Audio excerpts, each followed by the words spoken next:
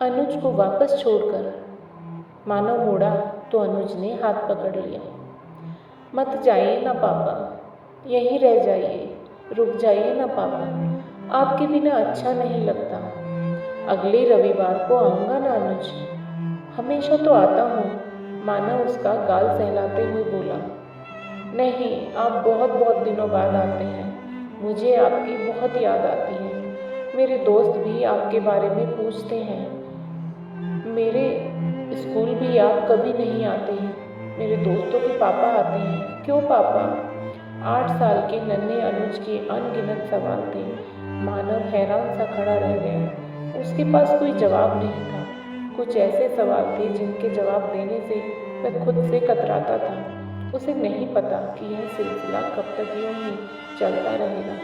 मैं आऊँगा अनुज, तुम तो मेरे समझदार बेटे हो, जिद नहीं करते बेटा।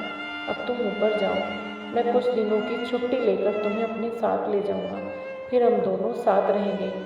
नहीं, फिर वहाँ मम्मी नहीं होंगी। अनुज, अब तुम ऊपर जाओ बेटा, हम फिर बात करेंगे, मुझे भी देर हो रही है, कहकर मानव ने उसे लिफ्ट के अंदर किया और खुद बिल्डिंग के बाहर आकर अपनी कार स्टार्ट की और घर की तरफ चल दिया। मुंबई जैसी जगह में दोनों घरों की दूरी बहुत थी, फिर भी हर रविवार की उसकी यह दिनचर्या थी। मानव एक कंपनी में अच्छे पद पर था। बड़ा पद था तो जिम्मेदारियां भी बड़ी थी। बहुत व्यस्त रहता था, टूरिंग जॉब थी। उसकी 10 साल पहले मिताली से उसका प्रेम विवाह हुआ था। दोनों ने MBA साथ किया था। पहली ही नज़र में शौक चुलबुली फैशनेबल मिताली उसे भाग गई थी। MBA पूरा होते होते कैंपस प्लेसमेंट में दोनों को बढ़िया जॉब मिल गई। फिर दोनों ने अपने अपने माता पिता को एक दूसरे के बारे में बताया। दोनों के माता पिता खुशी खुशी इस रिश्ते के लिए तैयार हो गए। दोनों को ही पहली पोस्टिंग बेंगलुरु में मिली। विवाह के बाद दोनों बेंगलुरु चले गए। नई नई नौकरी की व्यस्तता और नई नई शादी व्यस्त दिनचर्या के बावजूद दिन पंख लगाकर उड़ने लगे। दोनों बहुत खुश थे। विवाह का पहला साल खुशी खुशी में बीत गया। दूसरे साल में बच्चे के आने की आहट ने दस्तक दे दी। दोनों अभी बच्चे के लिए तैयार नहीं थे, पर दोनों परिवारों के दबाव की वजह से बच्चे को जन्म देने के लिए तैयार हो गए। मिताली को अपनी नौकरी छोड़नी पड़ी। नौकरी छोड़ने का मिताली को बहुत दुख हुआ, पर मानव ने उसे समझाया कि बच्चे के थोड़ा बड़े होने पर वह फिर से नौकरी कर सकती है।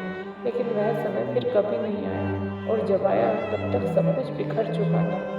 जैसे जैसे बच्चा बड़ा होता गया, मिताली की घर गृहस्थी की जिम्मेदारियां बढ़ती चली गई। इधर मिताली की गृहस्थी की जिम्मेदारियां बढ़ी, उधर मानव नौकरी में और एक के बाद एक बड़े पद पर पहुंचता चला गया, इसलिए उसकी नौकरी की जिम्मेदारियां भी बढ़ती गई। नौकरी छोड़ने के कारण एक रोष तो मिताली के स्वभाव में पहले ही घुल गया था। उस पर मानव की अत्यधिक व्यस्तता ने आग में घी का काम कर दिया। वह चिड़चिड़ी हो गई। थोड़ा बहुत गुस्सा स्वभाव तो उसका पहले से ही था, अब तो वह बात बात पर गुस्सा करने लगी। मानव के घर आने का कोई वक्त नहीं होता था। उस पर टूरिंग जॉब मिताली जब तब बनना जाती थी। ऐसे कब तक चलेगा मानव? घर गृहस्थी बीवी के प्रति भी तुम्हारी कोई जिम्मेदारी है या नहीं? क्या जिम्मेदारी नहीं निभा रहा हूँ मैं? थका माना मानव भी भरना जाता। अब क्या नौकरी छोड़ दूँ? ऐसी भी क्या नौकरी होगी? अनुज को तुमसे ठीक से मिले हुए भी कितने दिन हो जाते हैं। रात को जब तुम आते हो वह सो जाता है, सुबह वह स्कूल चला जाता है, तब तक तुम सो रहे होते हो। एक टूर से आकर तुम दूसरे पर चले जाते हो। यह कैसी ज़िंदगी बना दी है तुमने हमारी।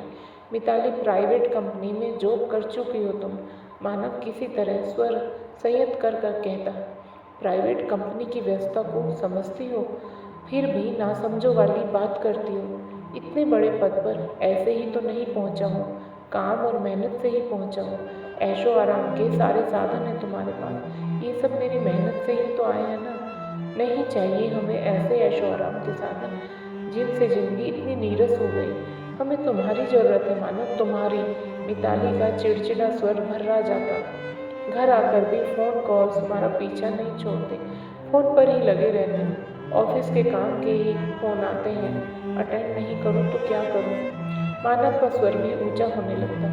कितने दिन हो जाते हैं हमें दोस्तों के घर गए हुए, दोस्तों को घर बुलाए हुए, कहीं बाहर गए हुए। छुट्टी के दिन तुम थके हुए होते हो, मैं तुम्हें मना करता हूँ क्या? तुम अपना सामाजिक दायरा क्यों नहीं बढ़ाती? व्यस्त रहोगी तो फालतू की बातों पर ध्यान नहीं जाएगा, कहकर मानव पैर पटक कर सोने चला जाता और आंखों में आंसू भरी मिताली खड़ी रह जाती। अब अक्सर यही होने लगा। मानव ज़्यादातर टूर पर रहता था या ऑफिस के काम में व्यस्त। जो थोड़ा बहुत वक्त मिलता वह दोनों के झगड़ों की भेंट चल रहा था। मानव टूर पर रहता तो मिताली की अनुपस्थिति में परिस्थिति को नए नजरिए से सोचता सोचता कि आखिर मिताली की शिकायत एकदम गलत भी तो नहीं है। अब वह कोशिश करेगा उसे और अनुज को थोड़ा वक्त देने की। मानव की अनुपस्थिति में मिताली के सोचने का नजरिया भी बदल जाता कि आखिर मानव भी क्या करे। कंपनी के इतने बड़े पद पर है तो उसकी जिम्मेदारियां भी बड़ी हैं। वह थक भी जाता है और वह उसकी व्यस्तता समझने के बजाय उसे झगड़ा करने लगती है। जो थोड़ा बहुत वक्त उसे मिलता है उसका भी सदुपयोग नहीं कर पाते हैं, मगर जब वे एक दूसरे के सामने होते तो ये विचार तिरोहित हो जाते। मानव की व्यस्तता ने पति पत्नी के शारीरिक संबंधों को भी प्रभावित किया था। एक तो समय ही नहीं, उस पर भी झगड़ा और नाराजगी। महीनों बीत जाते उन्हें संबंध बनाए हुए दोनों मानसिक शारीरिक स्तर पर अधूरापन महसूस कर रहे थे। यह समस्या एकमात्र मानव और मिताली की नहीं थी। आज के समय में युवा वर्ग इतना व्यस्त हो गया है कि अधिकतर की दिनचर्या कुछ ऐसी ही हो गई है। जहाँ दोनों नौकरी कर रहे हैं वहाँ तो घर जैसे रैन बसेरा हो गया है। एक तो नौकरी की व्यस्तता, दूसरे महानगरों में घर से ऑफिस आने जाने में काफ़ी समय लग जाता है। एक छुट्टी का दिन थकान उतारने और दूसरे जरूरी कार्य करने में ही बीत जाता है। युवा वर्ग आज विवाह के नाम से ही घबरा रहा है। लड़का हो या लड़की, विवाह की जिम्मेदारियां उठाना ही नहीं चाहते और विवाह कर ले तो बच्चे को जन्म देने से कतरा रहे हैं, विशेषकर लड़कियां, क्योंकि विवाह और बच्चे के बाद सबसे पहले उन्हीं की स्वतंत्रता और नौकरी दांव पर लगती है। मानव और मिताली के झगड़े तीनों दिन बढ़ते चले गए। धीरे धीरे झगड़ों की जगह शीत युद्ध में ले ली। दोनों के बीच बातचीत बंद या बहुत ही कम होने लगी। फिर एक दिन मिताली ने विस्फोट कर दिया, यह कहकर कि उसे नौकरी मिल गई है और उसने ऑफिस के पास एक फ्लैट किराए पर ले लिया है।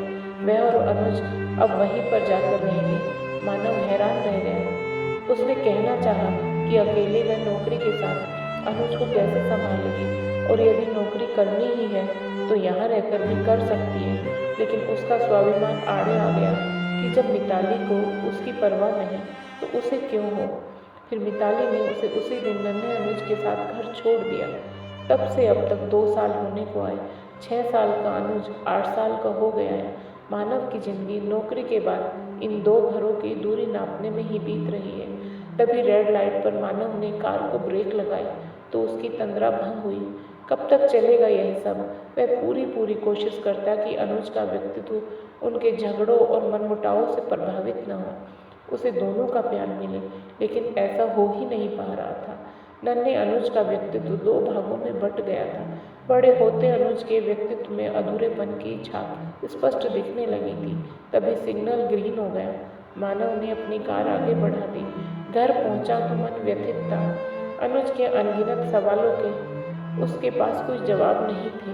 वह सोचने लगा, इतने ही सवाल अनुज मिताली से भी करता होगा, क्या उसके पास होते होंगे जवाब?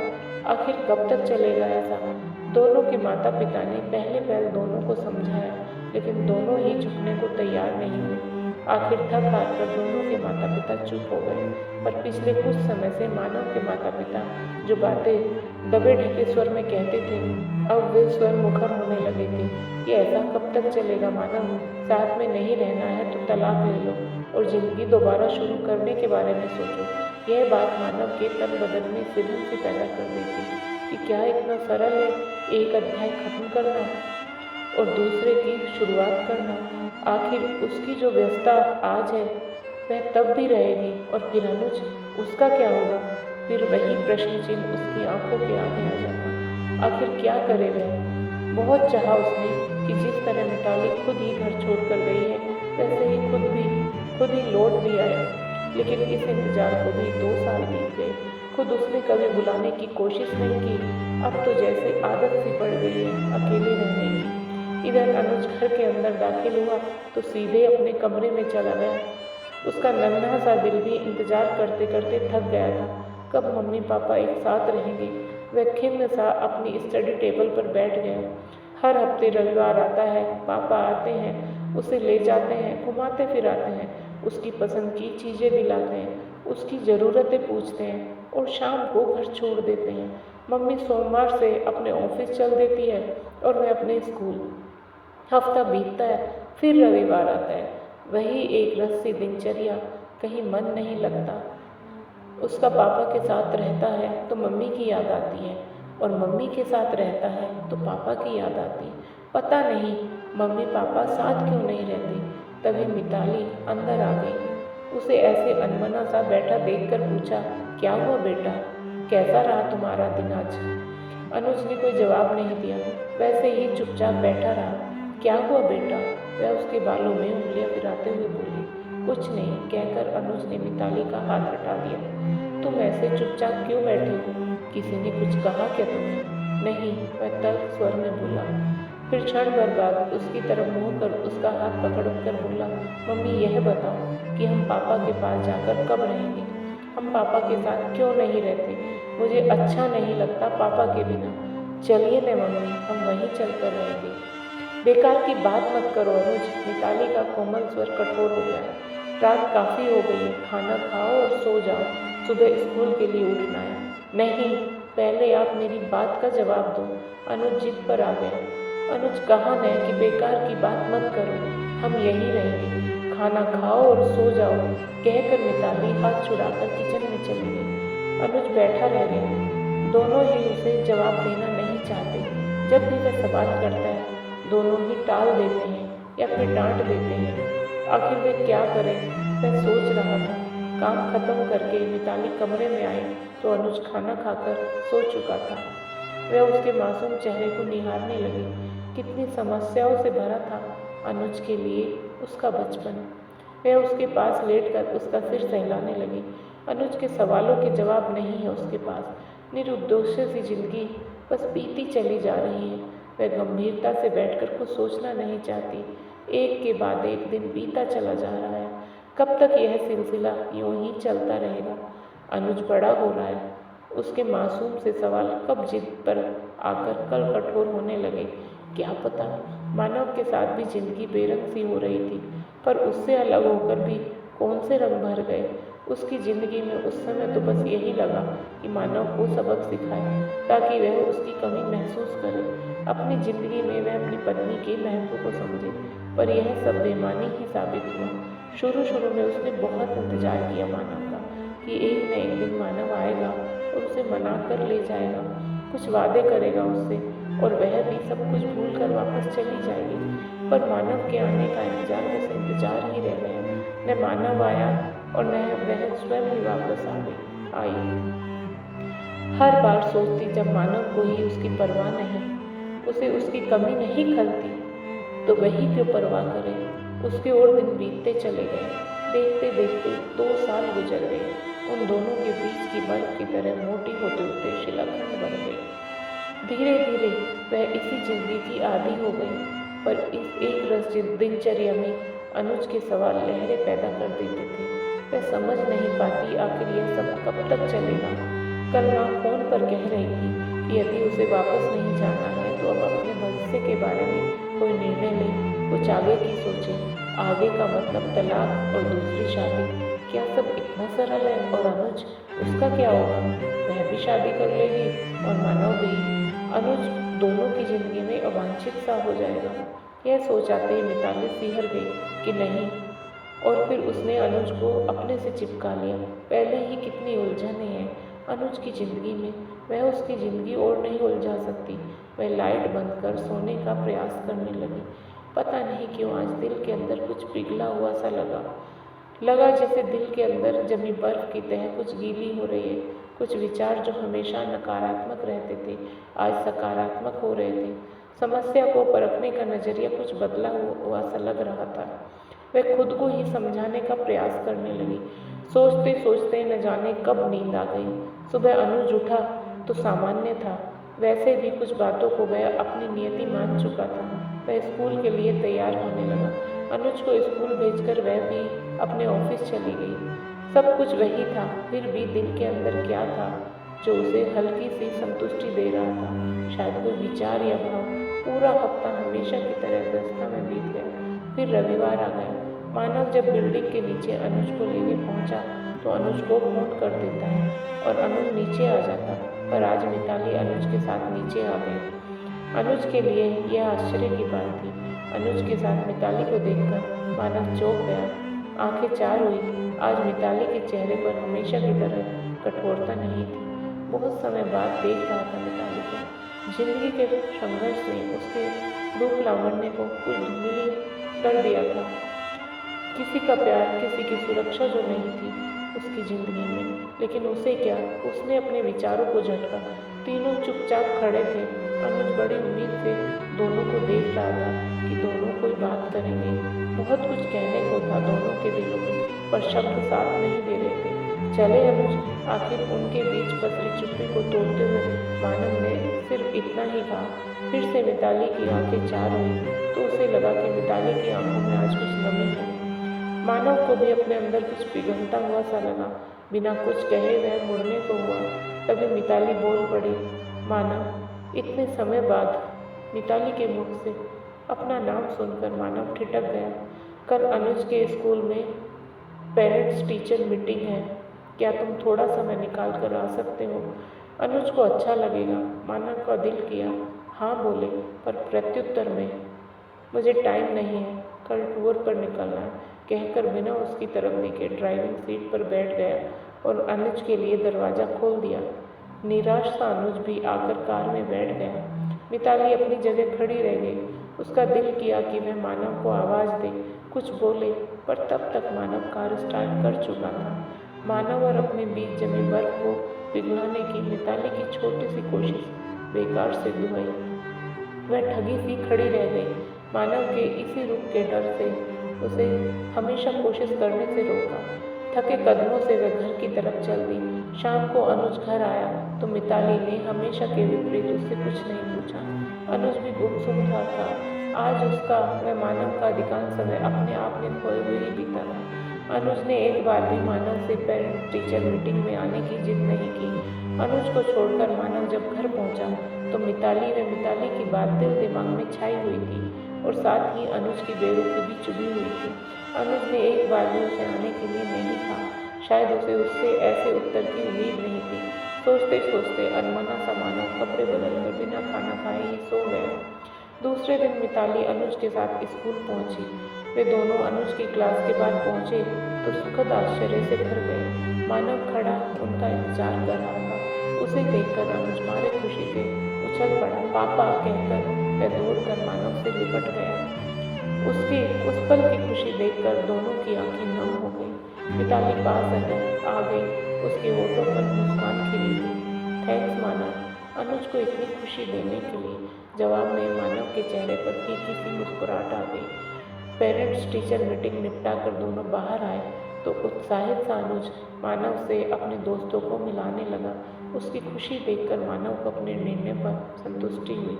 उसे उसके दोस्तों के बीच छोड़कर मानव से बाहर इंतजार करने की बात कहकर बाहर निकल आया।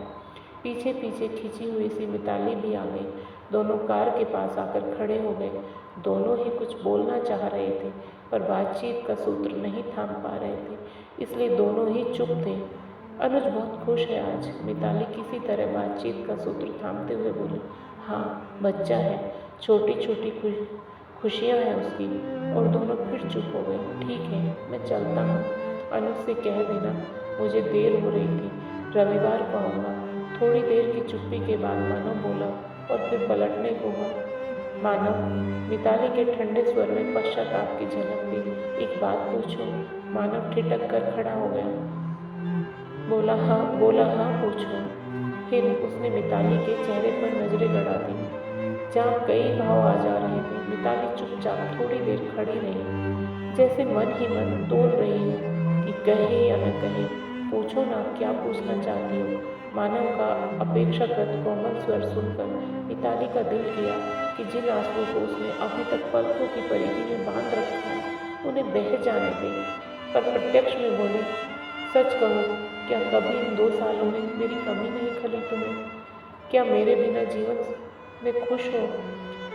मिताली का स्वर थका हुआ था। लग रहा था कि ये सब कहने के लिए उसे अपने आप से काफी संघर्ष करना पड़ा होगा, लेकिन कह दिया तो लग रहा था कि कितना आसान था कहना। कह कर वह मानव के चेहरे पर नजर डालकर उसके चेहरे पर आते जाते भावों को पढ़ने का असफल प्रयास करने लगी। क्या तुम्हें मेरी कमी खली? क्या तुम खुश हो मेरे बिना जिंदगी से? पल भर की चुप्पी के बाद मानव बोला। मिताली को समझ नहीं आया कि तुरंत क्या जवाब दे मानव की बातों का, इसलिए चुप खड़ी रही। छोड़ो मिताली, उसे चुप देखकर मानव बोला, अब इन बातों का क्या फ़ायदा? इन बातों के लिए अब बहुत देर हो चुकी है। जब देर नहीं हुई थी तब भी तो तुमने एक बार भी नहीं बुलाया। से प्रयास मिताली बोली, उसका स्वर भीगा था। मैंने बुलाया नहीं तो मैंने घर छोड़ने के लिए भी नहीं कहा था। घर तुमने छोड़ा, तुम्हें इसी में अपनी खुशी दिखी। जैसे अपनी मर्जी से घर छोड़ा था वैसे ही अपनी मर्जी से लौट भी सकती थी। मिताली के स्वर का भीगापन मानव के स्वर को भी भिगो गया था। एक बार तो बुलाया होता, मैं लौट आती। मिताली का स्वर अभी भी नम था। तुम तब नहीं लौटती मिताली, ऐसा ही होता तो तुम घर छोड़ती ही क्यों? घर छोड़ते समय एक बार भी अपने बारे में न सोचकर अनुज के बारे में न सोचा होता तो तुम्हारे कदम कभी न बढ़ पाते। तुम्हारी जिद या फिर मेरी जिद, हम दोनों की जिंदगी में मासूम अनुज पिस रहा है, उसका बचपन छिन रहा है, उसका व्यक्तित्व खंडित हो रहा है। क्या दे रहे हैं हम उसे? न खुद खुश रह पाए न औलाद को खुशी दे पाए। कहकर अपने नम हो आए स्वर को संयत कर मानव कार की तरफ मुड़ गया। कार का दरवाजा खोलते हुए मानव ने पलटकर पल भर के लिए मिताली की तरफ देखा। क्या था उन निगाहों में कि मिताली का दिल किया कि सारा मान अभिमान भुलाकर दौड़कर जाकर मानव से लिपट जाए, इसी पल उसी के साथ चली जाए। एकाएक मानव वापस उसके करीब आया। लगा वह कुछ कहना चाहता है पर वह कह नहीं पा रहा है। हाँ, उसने अधीरता से मानव की तरफ देखा। नहीं, कुछ नहीं, कहकर मानव जिस तेजी से आया, एकाएक मानव वापस उसके करीब आया। लगा वह कुछ कहना चाहता है पर वह नहीं कह पा रहा है। उसने अधीरता से मानव की तरफ देखा। नहीं, कुछ नहीं, कहकर मानव जिस तेजी से आया था उसी तेजी से वापस मुड़कर ड्राइविंग सीट पर बैठ गया। कार स्टार्ट की और चला गया।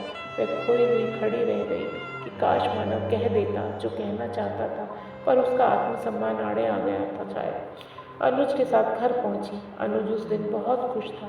वह ढेर सारी बातें बता रहा था। खुशी उसके हर हाव भाव में, बातों व हरकतों से छलक रही थी। कितना कुछ छीन रहे हैं हम अनुज से, वह सोचने लगी। कुछ पल ऐसे ही आ जाते हैं पति पत्नी के जीवन में, जो पिघल कर पाषाण की तरह कठोर होकर जीवन की दिशा व दशा दोनों बदल देते हैं। और कुछ ही पल ऐसे आते हैं जो मोम की तरह पिघल कर जीवन को अंधेरे से खींचकर मंजिल तक पहुंचा देते हैं। उसके और मानव के जीवन में भी वही पल दस्तक दे रहे थे और वह पलों को अब कठोर नहीं होने देगी। दूसरे दिन मानव ऑफिस जाने के लिए तैयार हो रहा था कि दरवाजे की घंटी बज उठी। कौन हो सकता है इतनी सुबह? सोचते हुए उसने दरवाज़ा खोला तो सामने मिताली और अनुज को मुस्कुराते हुए पाया। वह हैरान सा उन्हें देखता रह गया। तुम दोनों? उसे अपनी आंखों पर विश्वास नहीं हो रहा था। अंदर आने के लिए नहीं कहोगे मानव? मिताली संजीदगी से बोली। तुम अपने घर आई हो मिताली, मैं भला रास्ता टोकने वाला कौन होता हूँ? कहकर मानव एक तरफ हट गया। मिताली और अनुज अंदर आ गए। मानव ने दरवाज़ा बंद कर दिया। उसने खुद से मन ही मन कुछ वादे किए। अब वह अपनी खुशियों को इस दरवाजे से कभी बाहर नहीं जाने देगा। दोस्तों, आपको ये कहानी कैसी लगी?